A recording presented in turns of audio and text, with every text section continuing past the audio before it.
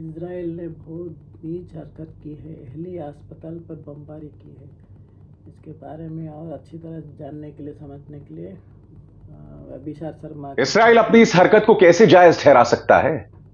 गजा के अहली अस्पताल पर बमबारी, वो अस्पताल जिसमें सैकड़ों बच्चे, बुजुर्ग, बीमार मौजूद थे, और आपने वहां पर बमबारी कर दी। बेंजामिन नेतन्याहू आने वाले समय में एक क्रूर युद्ध अपराधी के तौर पर याद किए जाएंगे, और उसके अलावा कुछ नहीं। दोस्तों, मैं अब आपको दो तस्वीरें दिखाना चाहता हूं। जैसे कि मैंने आपको बताया, गजा में अहली अस्पताल में इस्राएली सेना ने बमबारी की है। वो तस्वीरें मैं आपको नहीं दिखा सकता, मगर अहली अस्पताल के प्रशासन ने एक प्रेस कॉन्फ्रेंस किया है। दोस्तों, मैं चाहूंगा आप इस वीडियो को देखिए। आप देखिए किस तरह से यह शख्स अपनी बात रख रहा है और कैमरा जूम आउट करता है, और जैसे जैसे कैमरा जूम आउट कर रहा है, आप हकीकत को देख रहे हैं। दोस्तों, आप इस डॉक्टर के आसपास लाशें किस तरह से बिखरी पड़ी हुई हैं, वो तस्वीरें देख रहे हैं। यह है अहली अस्पताल की हकीकत। यह है इस्राएल के युद्ध अपराधों की हकीकत। मैंने इस मंच पर हमेशा हमास के आतंकवादी हरकतों, उनकी आतंकवादी हमलों की भर्त्सना की है, आलोचना की है, मगर ये आपने तमाम हदें पार कर दी एक अस्पताल पर बमबारी करके। टेलीविजन इतिहास के तमाम जूम आउट्स में यह सबसे खौफनाक जूम आउट था। और आप में से जो लोग जूम आउट नहीं समझते, जूम आउट दरअसल एक टेक्निकल टर्म है।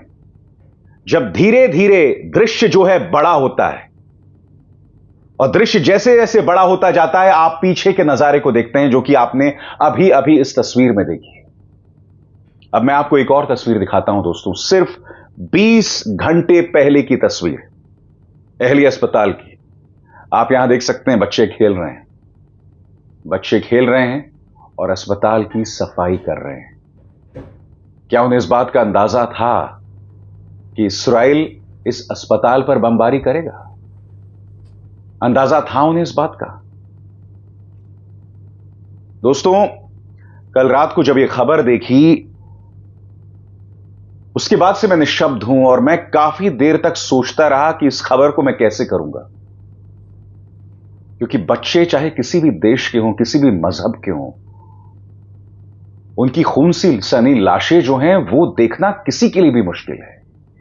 ये कैसा क्रूर व्यक्ति होगा जो ऐसी हरकत को अंजाम दे सकता है? अमेरिकी राष्ट्रपति जो इस्राएल में हैं, उन्होंने इसकी आलोचना की है। हालांकि बहुत सख्त शब्दों का इस्तेमाल उन्होंने नहीं किया है। मैं आपको पढ़ के सुनाना चाहता हूं कि इस मुद्दे पर अमेरिकी राष्ट्रपति कह क्या रहे हैं। आपके स्क्रीन पर दोस्तों उनका बयान अंग्रेजी में बयान है, जिसका अनुवाद मैं बाद में करूंगा। I am outraged and deeply saddened by the explosion at the Al Ahli Arab Hospital in Gaza and terrible loss of life that resulted. Immediately upon hearing this news, I spoke with King Abdullah II of Jordan and Prime Minister Benjamin Netanyahu of Israel and have directed my national security team to continue gathering information about what exactly happened. Biden कह रहे हैं कि मैं दुखी हूं इस हमले से, और इस हमले के तुरंत बाद मैंने जॉर्डन के किंग अब्दुल्ला II और इसराइल के प्रधानमंत्री बेंजामिन नेतन्याहू से बात की। मेरी जो राष्ट्रीय सुरक्षा टीम है, वो तथ्यों की जानकारी जुटा रही है। मगर आपने गौर किया होगा दोस्तों, यहां पर अमेरिका ने इसराइल की आलोचना नहीं की। इसीलिए ये दोहरे मापदंड कई मुस्लिम लोगों को पसंद नहीं आ रहे हैं। आप नाराज हैं, आप दुखी हैं, वो दिखाई दे रहा है आपके लहजे में। मगर सबसे शॉकिंग है, आपको साफ शब्दों में इसकी भर्त्सना की जानी चाहिए। दोस्तों, हालात बद से बदतर होते जा रहे हैं। पश्चिमी देश और अमेरिकी देशों में अगर दोहरे मापदंड दिखाई देते हैं इसराइल और फलस्तीन को लेकर, तो बात समझ आती है। मगर मैं आपको बताता हूं कि मुस्लिम देश क्या कर रहे हैं। इस खबर को देखिए, जो अपने आप में कितनी शॉकिंग है। क्या आप जानते हैं कि मुसलमान देशों ने फलस्तीनी शरणार्थियों को लेने से मना कर दिया है? यह तस्वीर देखिए। इस तस्वीर में आप देख सकते हैं किंग जॉर्डन अब्दुल्ला II और इजिप्ट के जो प्रमुख हैं, वो मुलाकात कर रहे हैं। और इस मुलाकात के बाद यह कहा गया है, accepting Palestinian refugees following the war in Gaza is a red. There will be no refugees in Jordan and there will be no refugees in Egypt. ये दोनों तो मुस्लिम देश है ना। कहां मर गई आपकी इंसानियत? आप ये कह रहे हैं इस मौके पर कि हम फलस्तीनियों को अपने देश में घुसने नहीं देंगे। और यह बयान दिया है जॉर्डन और मिस्र ने, जो कहने को मुस्लिम देश हैं। इसलिए मैंने कहा यूरोप में दोहरे मापदंड बात समझ आती है। हालांकि मैं एक बात स्पष्ट कर दूं, लंदन जैसे देशों में, इसके अलावा अमेरिका में फलस्तीन पर जो अत्याचार हो रहा है उसको लेकर प्रदर्शन हो रहा है। मैं आपको एक और तस्वीर दिखाना चाहता हूं, व्हाइट हाउस की यह तस्वीर देखिए दोस्तों।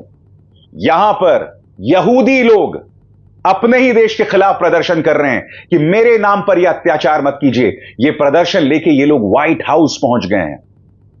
अमेरिकी सत्ता, अमेरिकी राजनीति की सबसे ऊंची गद्दी पर ये यहूदी पहुंच गए। मगर मैं एक सवाल पूछना चाहता हूं जॉर्डन और मिस्र जैसे मुस्लिम देशों से कि इस मौके पर आप अपना मुंह फलस्तीनी शरणार्थियों से कैसे मोड़ सकते हैं? क्या वजह है आपकी, मैं समझना चाहता हूं। अस्पताल पर बमबारी की जा रही है दोस्तों, ये इतनी शॉकिंग बात है। मैंने वो वीडियो आपको दिखाया, फिर से देखिए वीडियो। ये बच्चे खेल रहे हैं। 20 घंटे पहले का ये वीडियो है दोस्तों, और 20 घंटे बाद मैं आपको बतला दूं दोस्तों, संयुक्त राष्ट्र में फलस्तीन की जो प्रतिनिधि हैं, उन्होंने बहुत ही एक मार्मिक बात कही। उनकी बात को आप सुनिएगा, मगर उससे पहले मैं इसका हिंदी में अनुवाद कर देता हूं। यहां पर संयुक्त राष्ट्र में फलस्तीन की जो प्रतिनिधि हैं, वो ये कह रही हैं कि आज हमारे बच्चे अपने नाम अपने हाथों में लिख रहे हैं, ताकि अगर किसी बमबारी में वो मारे जाएं तो उनकी पहचान जो है वो पता चल सके। हमारे जो पुरुष हैं, हमारे जो मर्द हैं, वो व्यापक पैमाने पर कब्र खोद रहे हैं उन लोगों को दफन करने जिनकी पहचान हो सकी, और उन लोगों को भी दफन करने जिनकी पहचान नहीं हो सकी। सुनिए वो क्या कह रहे हैं। Today, our children are writing their names on their palms in order to be recognized once the bombs hit their homes. Our men are digging mass graves to bury the identified and the unidentified. हालात बद से बदतर हैं दोस्तों। मैं आपको सुनाना चाहता हूं कि संयुक्त राष्ट्र में जो मानवाधिकार की प्रतिनिधि हैं रवीना, वो क्या कह रही हैं। रवीना यहां कह रही हैं कि अब तक 4200 लोग गजा में मारे जा चुके हैं पिछले 10 दिनों में, और व्यापक पैमाने पर लोगों का विस्थापन हो रहा है। लोगों के पास खाने को पैसा नहीं है, लोगों की हालात बदतर होते जा रहे हैं। और ऐसे मौके पर जॉर्डन और मिस्र ने शरणार्थियों को एक्सेप्ट करने से मना कर दिया। सुनिए रवीना क्या कह रही हैं।